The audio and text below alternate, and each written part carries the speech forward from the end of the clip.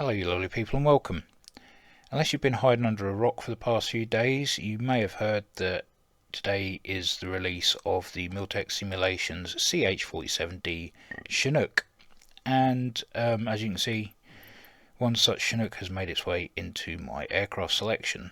So let's have a look at the liveries.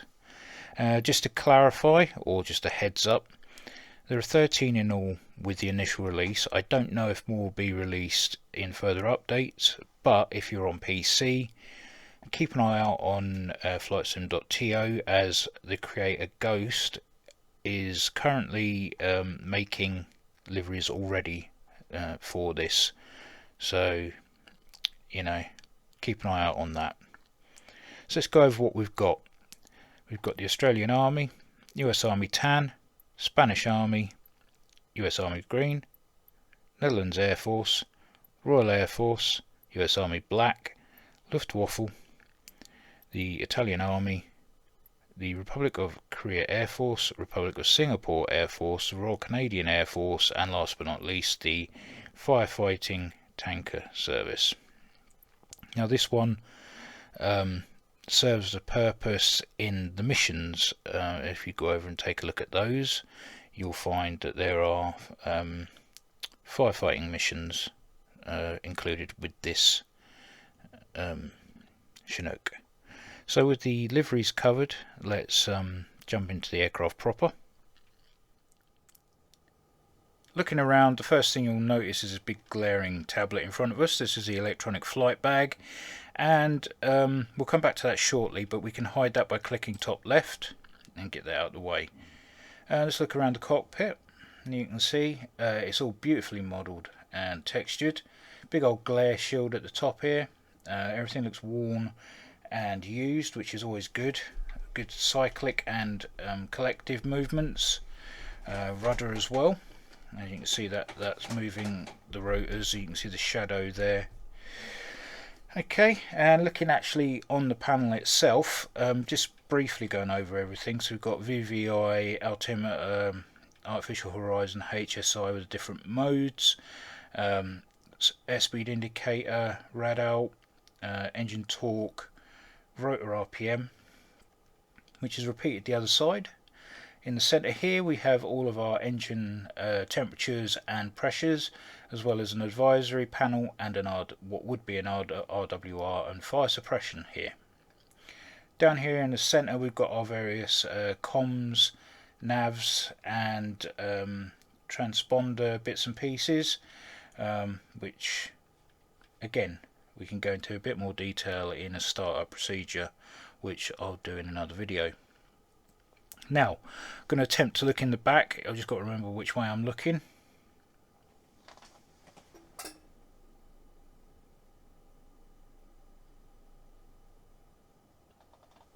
Okay, and you can see the back inside the interior is nicely detailed and textured as well. We can load up with various bits and pieces as and when we choose with the electronic flight bag. Now, if we have a look on the external, as you can see, I chose Royal Air Force. I'm British, so I'm biased. And as you can see, the external model has been nicely, well, fantastically modelled, and textures look really, really good as well. No complaints there. Like I say, the Osprey, what they did with the Osprey, I didn't really expect anything less with the Chinook. Okay, so let's get back inside. Alright, so I'm going to start the thing up now, but I'm not going to do a startup tutorial because that would just make the video way too long, but I will include some startup sounds. Come up to the centre panel, switch on the battery, just get the APU on.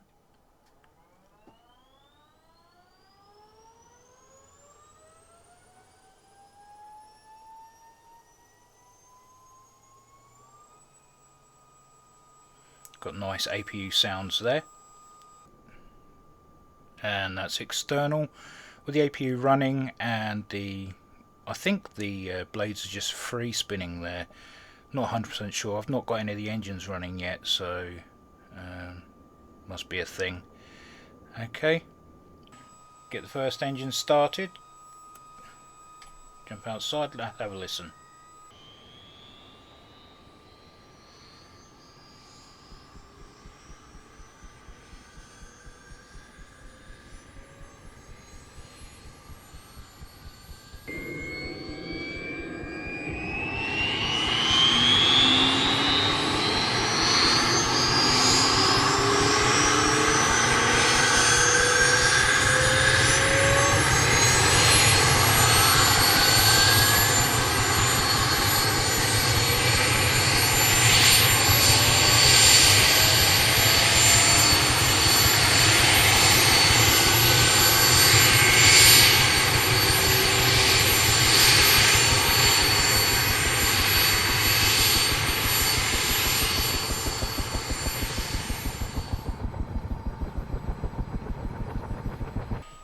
Okay, we're going to start the second engine inside.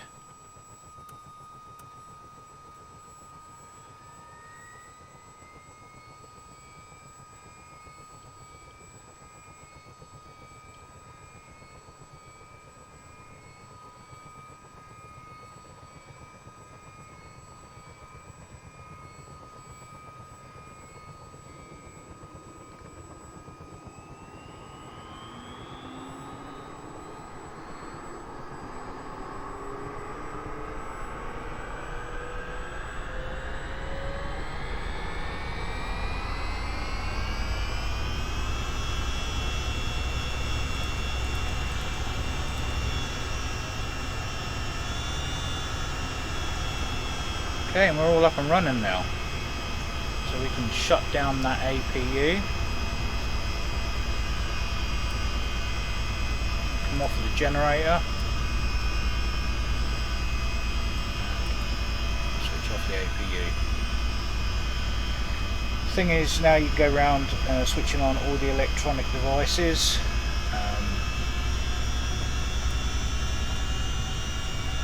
Various TACCAN bits and pieces, you know. Can zero out the altimeter.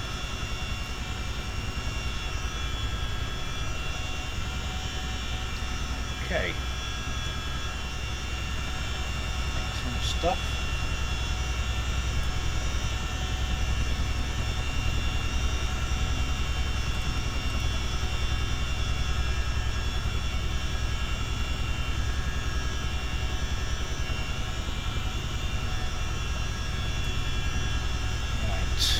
Okay, so let's jump outside and have a listen to the sounds.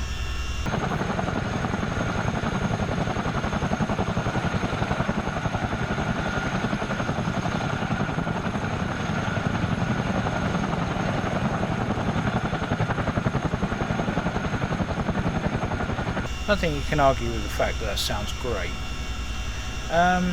Okay, so we're going to just have a quick look at the electronic flight bag. As you can see at the bottom we've got info. It gives you a disclaimer.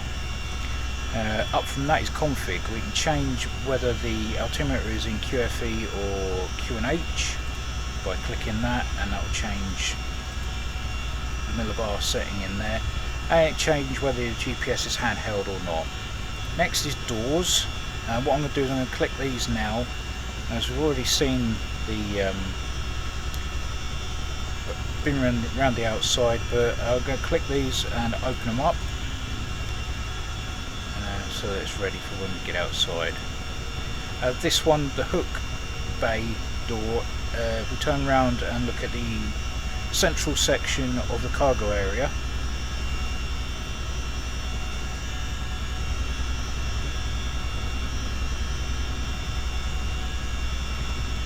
you can see that the floor's opened up ready to be hooked onto some cargo of some sort. If we jump outside, just have a look at the doors as they are. As you can see, you've got side door open there, and the ramp is open but not ready to get any cargo in. Jump back in. Now we're going to change a few things. We're going to move the top, so you see the top part of it is retracting.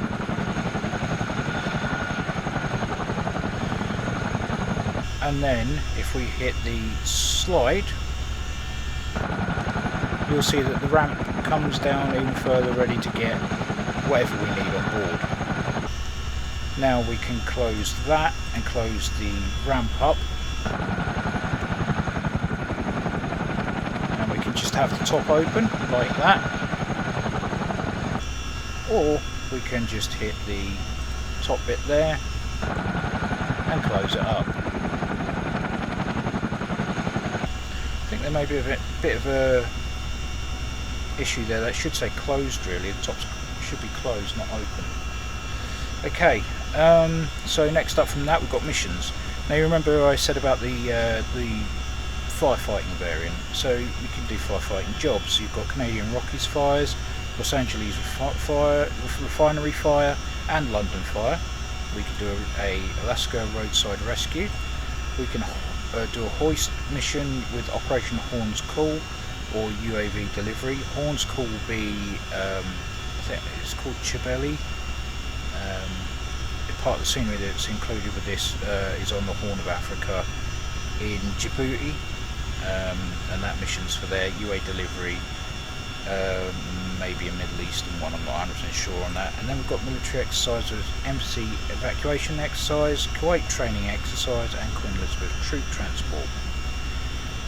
Okay, so fuel shows all our fuel tanks and how much we have in them and total pounds in fuel. Load, like I say, we can do our externals. We can carry a Humvee, UH-60, boat, bucket, UAV or net load, or we can do internals. We can do Humvee, pallet, troops, medevac or boat. I'll go through these. I'm not about to talk because my head will be away from the mic, so we'll choose boat.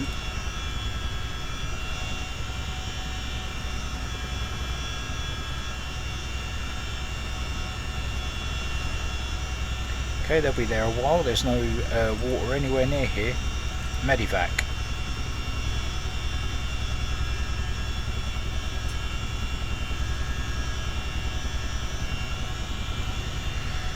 No hospital near here, as far as I'm aware. Troops.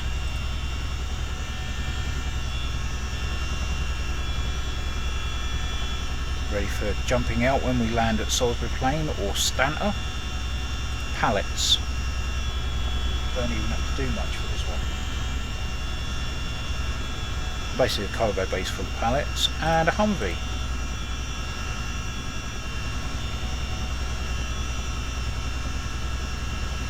You can see all the seats are folded and there's a Humvee in there. We'll take that out. I'll do a slung load in a bit, and then lastly we've got map, which is basically GPS, glorified GPS basically. So there we go. We're going to hide that for now and take off parking brake, and we're going to taxi out to the runway. So let's do a bit of ground handling. So I'm going to pull the collector up ever so slightly, let it settle, push forward.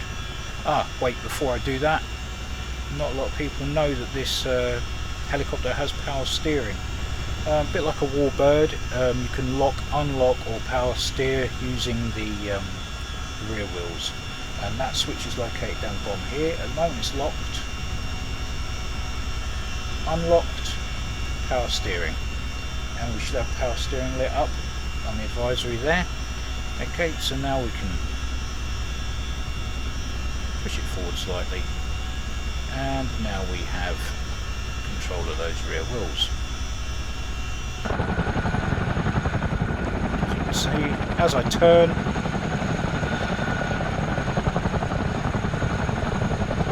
have control. Okay, I'm just going to taxi out to the end of the runway. I'll do a lap of Odium, and then I'll bring it back in, and then we'll do a slung load.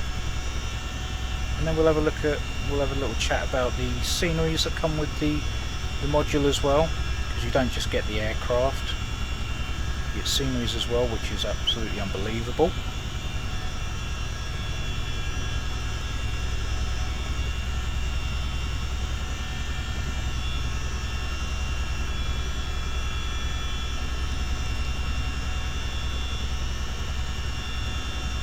Ground handling is really good. It's not too sensitive, not too heavy. It's kind of what you'd expect for an aircraft of this size.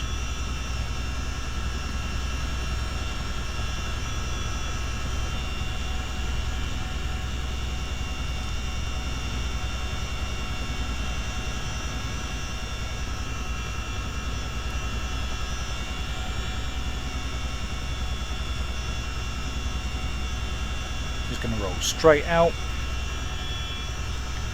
First things I'm going to do is try and hover.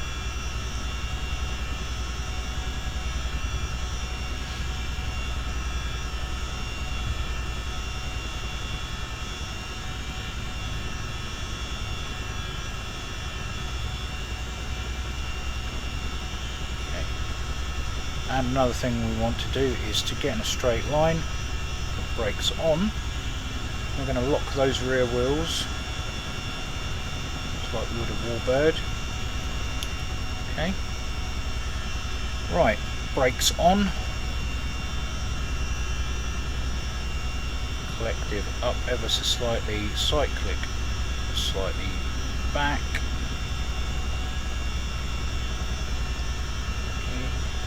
Up. Okay, so we can try and hover.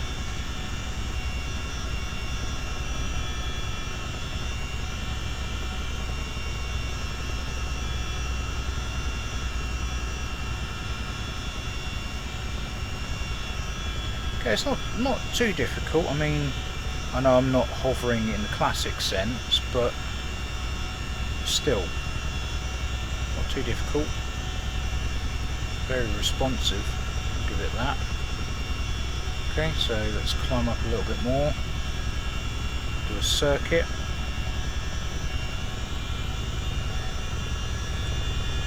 Brilliant stuff.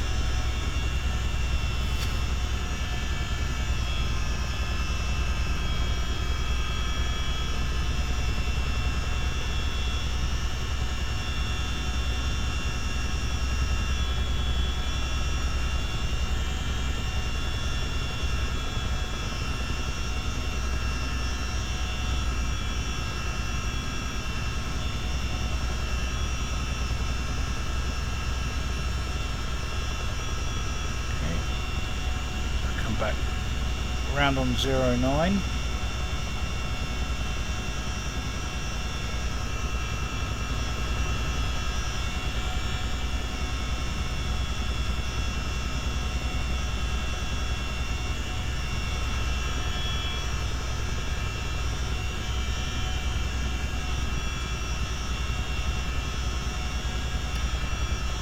Roll authority, pitch authority is really good, as is yaw. No delays, no oversteering, no understeering, to be fair. Very controllable.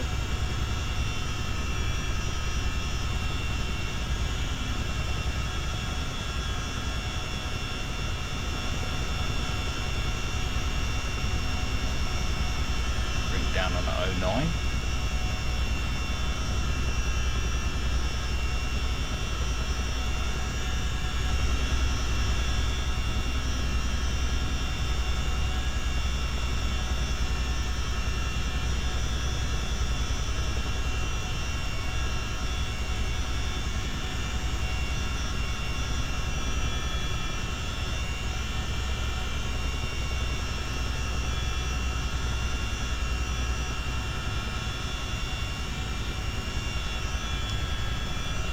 Great idea, put some tall trees at the end of the runway, I will say that.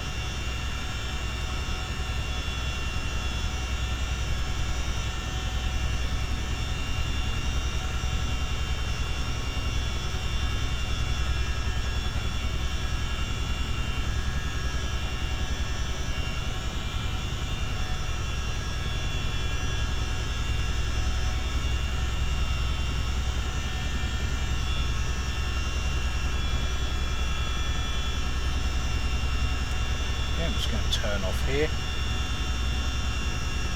settle her down here.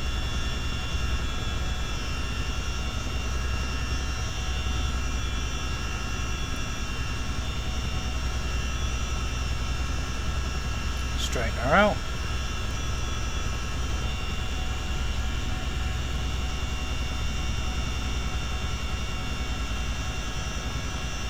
There we go, we're down. Okay, so we're going to select hook middle, load. We're going to select external nets, and then we're going to come up to our panel here. We're going to select mid, arm,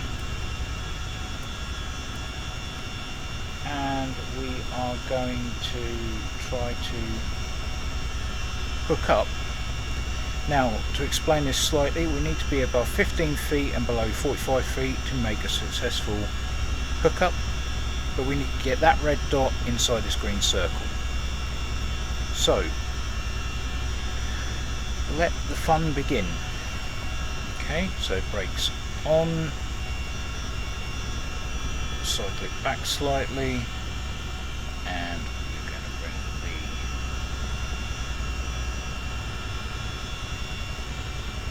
up until we can get off the ground. Okay, and we're going to get to ourselves to a decent height. Don't want to be shooting off anywhere.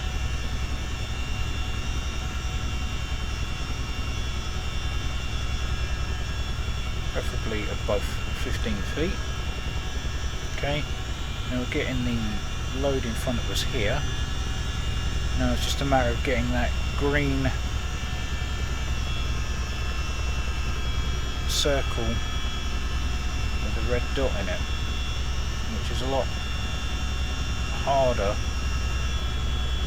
than I'm making it out to be. Oh, we're hooked, and you can feel the weight being added to the aircraft. So if we jump outside, there you have it, we have a slung load. Now you need to be wary of any manoeuvres that you pull. Don't want to be too over the top, because you will lose the load. It will detach itself if you're too aggressive. Now, where am I going to fly this to? I'm going to fly it back to Odeon, because I'm too far away from Salisbury Plain to make a drop off, and Stanter, so we're just going to make our way back, drop the load, and then bring it in for a landing. Okay, we don't want to be too low that the trees snag it.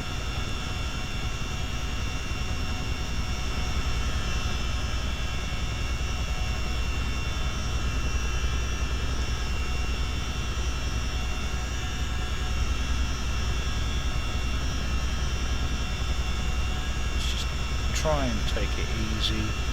Nice gentle movements, so that we don't lose the net.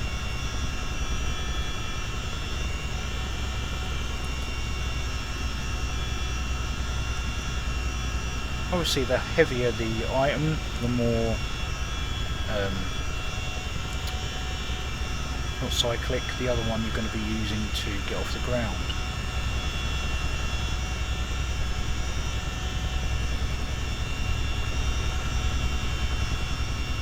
My brain can never remember that.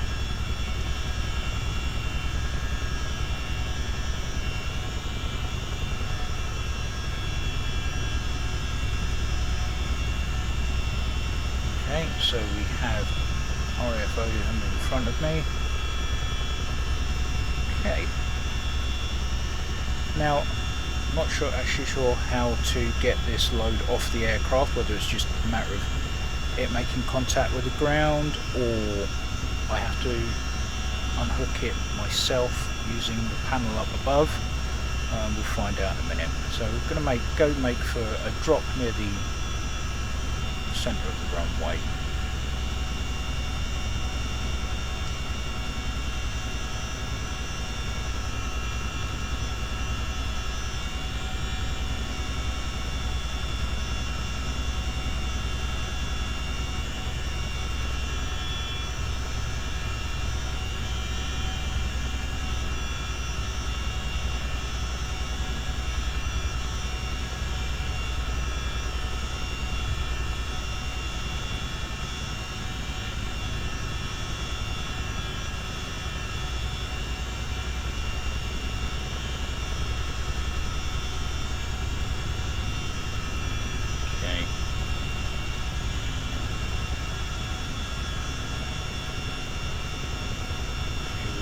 obviously. Get ourselves, stop ourselves from moving. Ourselves in a bit of a hover. Bring it down a bit. There we go, and it's been released.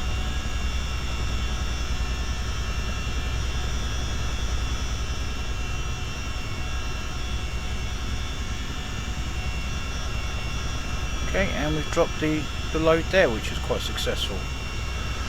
Oh, that's a lot harder than it looked, actually, to be honest. Okay, and we can now get rid of that by clicking nets. We're going to go to map, and actually no, we'll go to door, close. Actually, can't close that while we're in motion for some reason. We're just going to bring this in for a landing at Odiham, and then we'll go over the sceneries, and then we'll go over to doing the summary.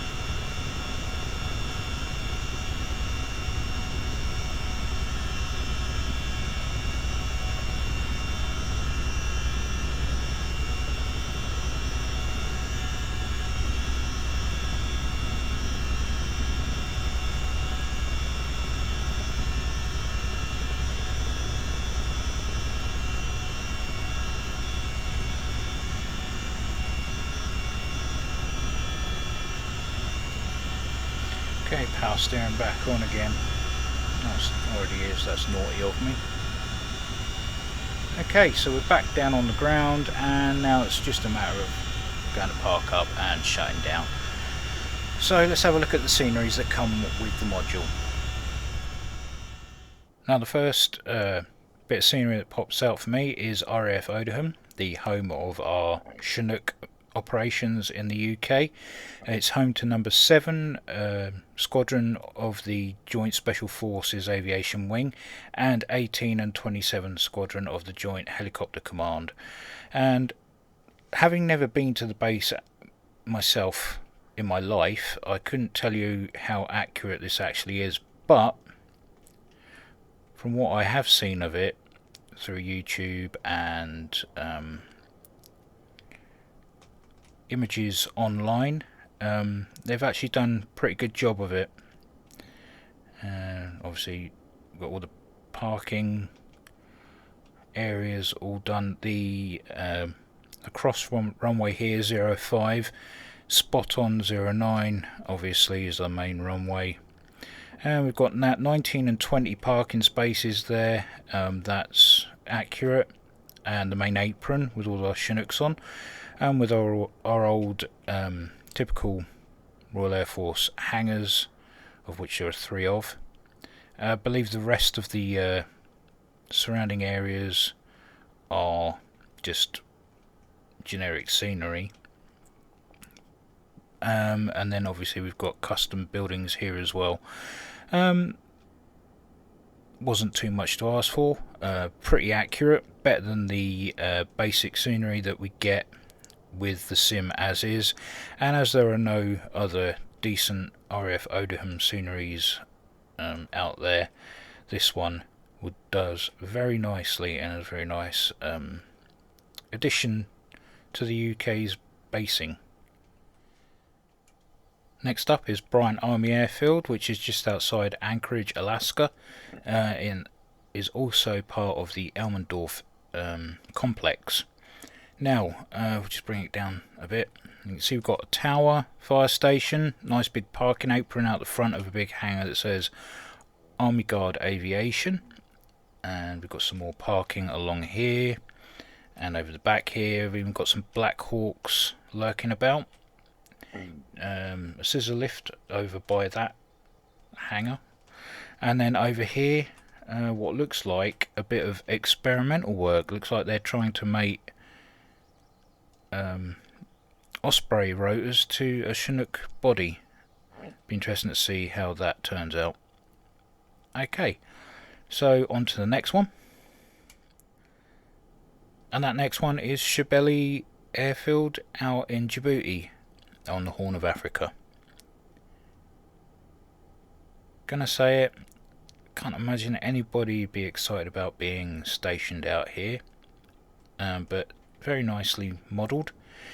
Had a look at it on Google Maps today before the release of the Chinook package, and I've got to say it's been replicated really well. There's an A10 there, that's actually part of the scenery, that's not anything I own. We've got some drones there, some Predators or Reapers, whatever they may be, some refueling trucks and other bits and pieces. I'm guessing that's base housing, along with some other bits there, and some more parking over here. I think this is more fixed wing. We've definitely got a long enough runway for fixed wing. So that's Shabelle on the Horn of Africa, Djibouti. And these last two are fictional, but nice to have all the same. This is Camp Resilience, and this is in Jordan. So if we go in, just ignore the sounds of my Chinook shutting down, but that's what the noise is, obviously. We come down, obviously, because this doesn't have anything to compare to. It's its own entity and looks really good. I mean, there are a couple of things that stand out, like the deck tractor and things like that, but still, at the same time, we've got Cobras and Black Hawks parked around, as well as Humvees everywhere. Nice perimeter fence there, and field hospital. Some refueling trucks there. Some, I can't remember the name of those vehicles, but they're there. We've got, this looks like just a massive field hospital, and very nicely done, and it's nice to have something a little bit extra to do some missions from. I believe that's some of the purpose of these sceneries, is to actually have missions associated with them. I can see my Chinook as it shuts down.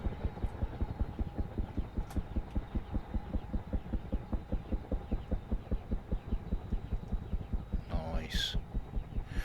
Okay, let's get on to our last bit of scenery, Al Sara Base in Kuwait. And just like Camp Resilience in Jordan, Al Sara, nicely laid out again, not a copy and paste of Camp Resilience at all. It's nice to see some variation, and yeah, there's my Chinook calming down. We've got a nice set of parking ramps there with the only one, I believe only one parking spot. I couldn't find any others, with a little taxi / runway there, and some various other buildings. And we've got Black Hawk and a Cobra over there as well. So the purpose of these, I do believe, are for some of the missions that come with the Chinook. And these these bits of scenery aren't the only bits that come with the package. There are also multiple small training facilities, exercise scenes and rescue scenes, but to see them you have to do the missions themselves. So there is more to the package than what I'm showing you, but I've tried to show you as much as I possibly can without you physically getting it yourself, so you can see before you buy. Although why you wouldn't want to buy is beyond me. Okay, so that does it for the sceneries. So before I get into the summary, I'm just going to read through the release notes. So the initial release, which today is 1.0.0. So we have a beautifully modelled helicopter, high quality modelling and texturing throughout, exteriors and interiors, highly detailed cockpit model with detailed wear and tear throughout, fully modelled cargo bay, 4K textures throughout for those who can use them, and with sharp details and realistic damage / dirt maps. Realistic animations including working doors and cargo ramp, accurately rotating tandem rotors, blade droop, etc. Liveries, 13 liveries, which I've already covered. Effects, downwash effect, water dirt, engine heat blur, volumetric lighting. Flight model, tailored flight and engine model validated through testing and feedback from CH-47 pilots and technicians. Specialised flight model that accurately simulates the stability, manoeuvrability and capacities of a tandem rotor configuration. The flight model makes use of the native helicopter flight model, enhanced with customised parameters to accurately simulate the expected behaviour. Note, flight model will be migrated to fully native tandem support after the release of SU5. Sound. Comprehensive sound pack developed from sounds recorded on real aircraft. Comprehensive engine and rotor sound set with distinct sounds for the iconic blade slap based on collective pitch, roll, angle and high G slap. Accurate depiction of APU sounds, FWD transmission whine and ramp hydraulic sounds. Cargo loading capabilities.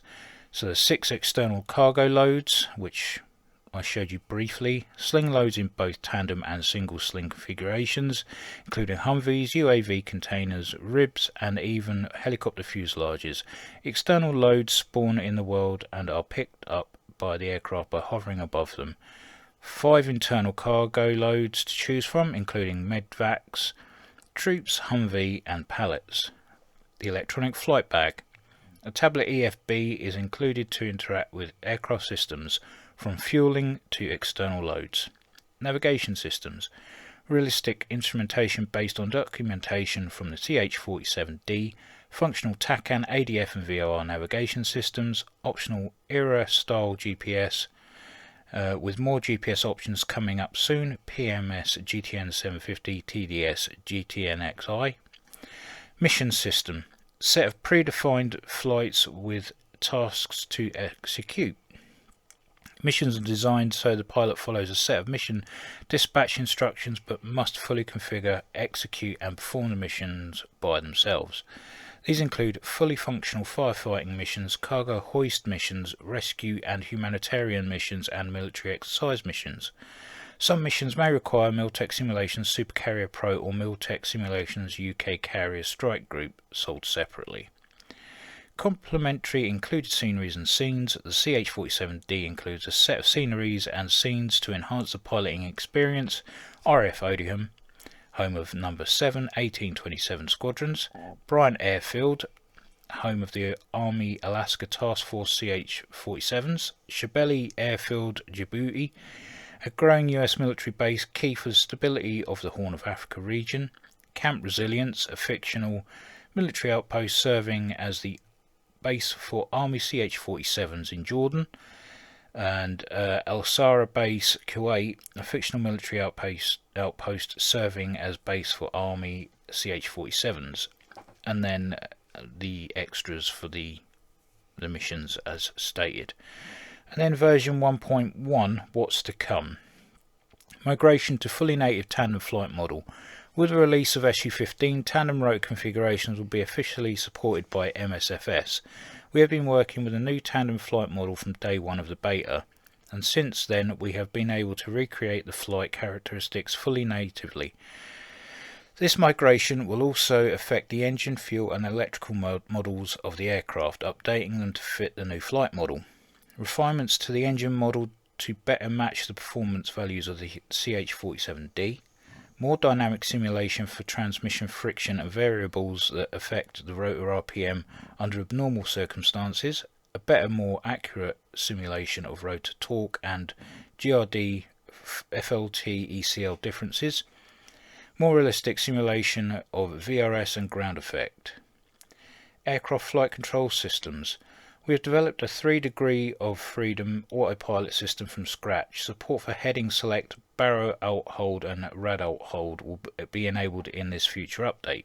The system is already functional, but awaiting the new flight model for the final tweaks and adjustments.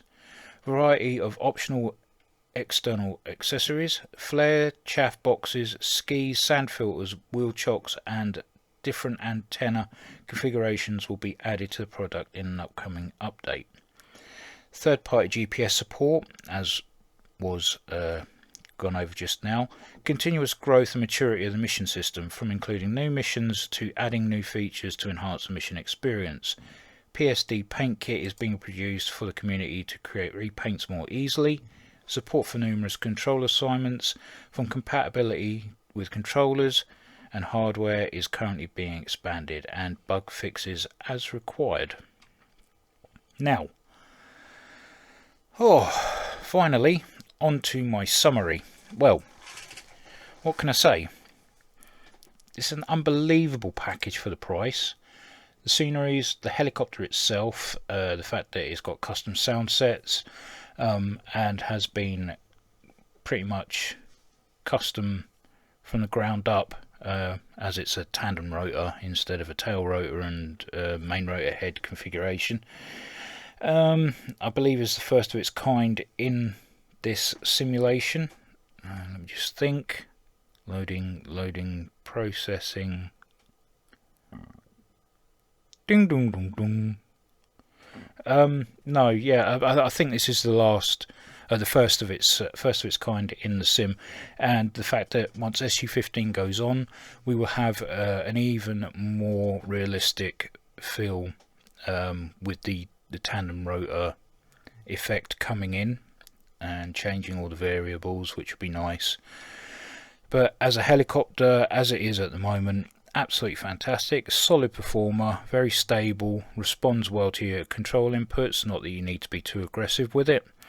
It can be tricky to hover sometimes. You've got to be looking at the right instruments, and just it takes a bit of concentration, obviously. Other than that, you've got so many things you can do with this from the get-go. Putting fires out, transporting troops, slinging loads to wherever you want to. You can spawn them right next to your helicopter and off you go. You don't have to be in a mission for that to work. The in-depth startup and just the sheer amount of things that have been included with this package, and priced at $35.99 US, that is a crazy price if I'm honest. I think that's quite the bargain, around about 28 UK pounds. I mean, there are some aircraft that have been released that have cost a lot more and you get a lot less. And the fact that this integrates well with some of the Miltech simulations, other products like the UK carriers and things like that, just goes to show that they're thinking towards the future, and also integrating everything as a whole and not just having everything separate, which is nice to know that they're including their older stuff in with this aircraft.